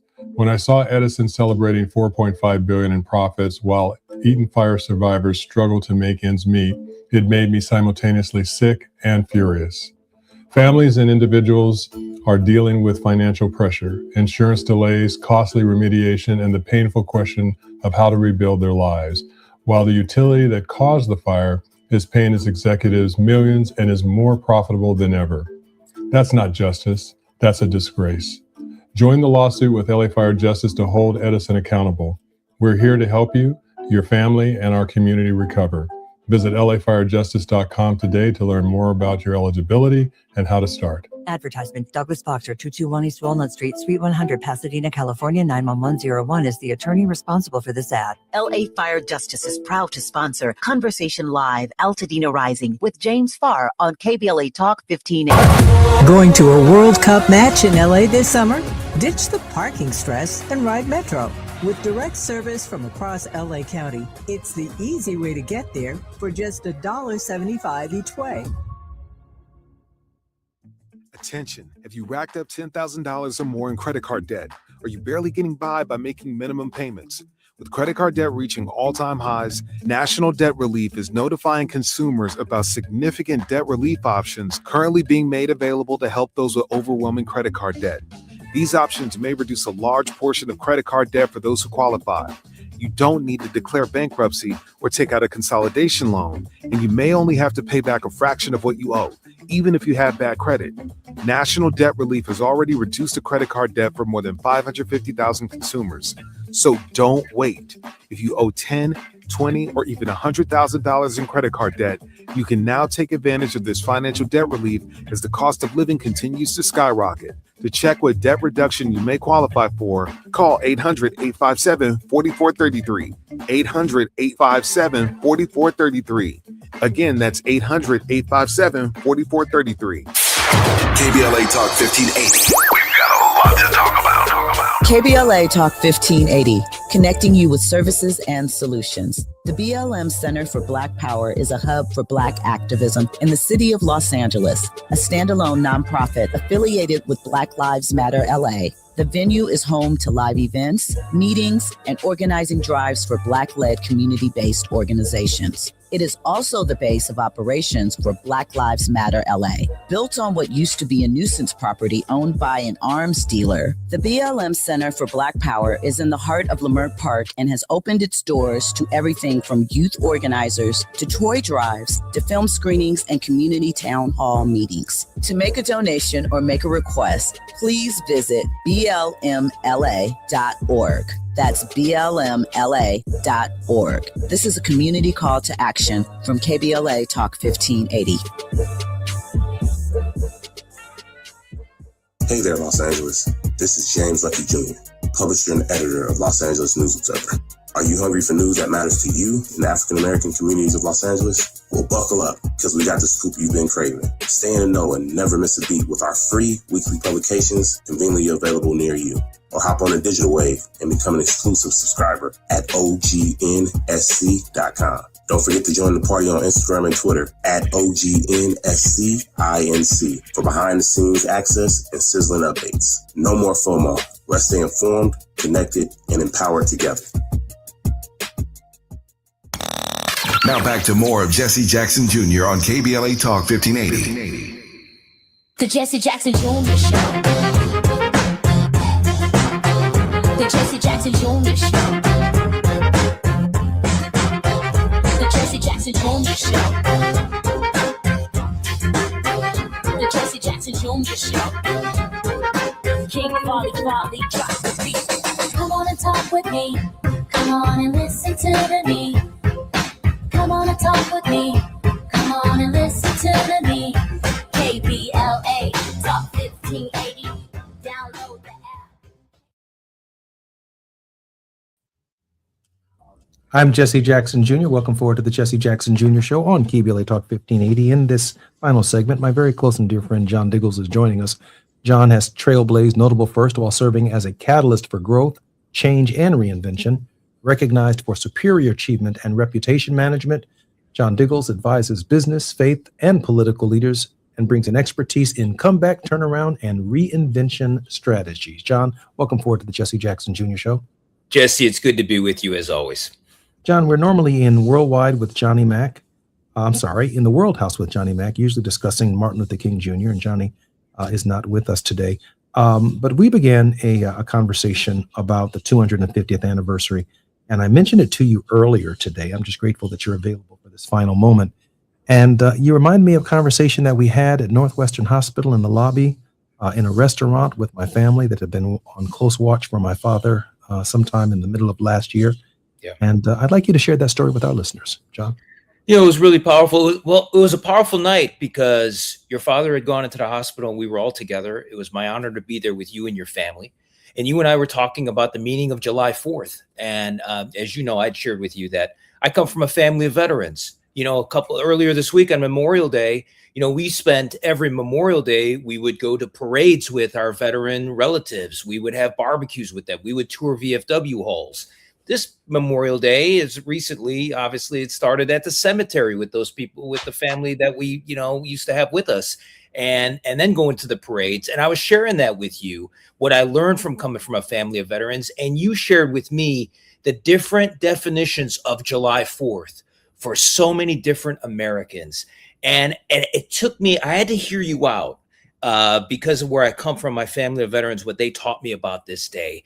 And after our conversation, I realized July 4th became even more sacred to me, into what it means that this is an ongoing fight, everything people in my family fought for. Now we inherit that fight to keep fighting for freedoms, to keep fighting for our nation to be stronger. It really stuck with me. That conversation was very powerful. I appreciate that, John. And I shared with our listeners a few moments ago that the first 245 July 4ths have far less meaning than the July 4ths that are constantly evolving as the American system theoretically expands rights, includes new people, new concerns, and looks at human rights fundamentally differently than it did in the first 245 years. John? Yes, and that sense of America and everything we stand for, to continue to work for that together, to continue to listen to each other and work for that, always stayed with me.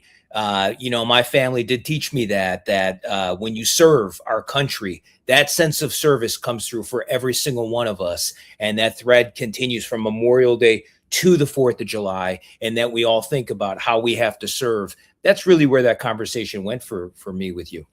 I appreciated that very much. And I should share with our listeners that, and we talk about it every February, that every major battle from the Revolutionary War to the present, African Americans have fought for the nation. They have been present. They have been a kind of witness to fighting for something that they themselves, in terms of ideals, could not achieve or experience in their own lives. They could only hope for a day when their children's children might one day be able to take advantage of the opportunities that were being afforded to so many Americans at the very inception of the nation itself. And it's a complicated day as a result, John. And as we struggle to learn more about each other and understand each other from these various perspectives, it requires, from my perspective, John, an open-mindedness that those who are into the habit of the holiday have historically only intellectually leaped backwards to a date that they knew nothing about, July 4th, 1776, that many of them that did not experience that date, and then really struggle with the modern definition of what the freedom system actually means. John? It's so true, Jesse, because, when we have those barbecues and we'd have fireworks, there'd be members of my family that couldn't be outside. They had to go inside. They couldn't be around that because of what those noises meant to them.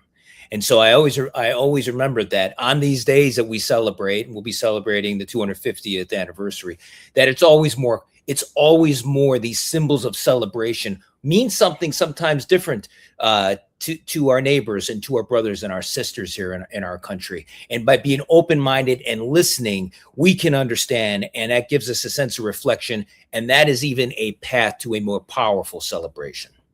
John, we only have a couple of minutes before we come forward. Let me ask you your initial thoughts about the midterms, about where this is going. Where is the system headed at this hour? I mean, it's urgent. We're in crisis. We really have to pay attention to what's happening to our country. We really have to get to the ballot box. We really have to get to candidate debates. We really have to get into more productive and civil conversation with each other. I appreciate what this show does and what this station does in bringing that sense of conversation together. I think you're great at it.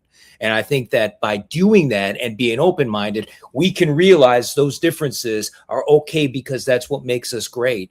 And again, going back to my family of veterans, I will never forget walking with my World War II veteran grandfather who saw someone burning an American flag, and I was offended. And I was offended for him, and I turned to him, I said, "I'm sorry." And he said, "Look, I landed on the beaches so that they could do it. Yes, it bothers me, but free speech is complicated."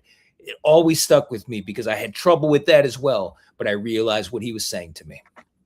I'm Jesse Jackson Jr., my very good and close and dear friend. In fact, someone who helped manage my career and managed my comeback to public life.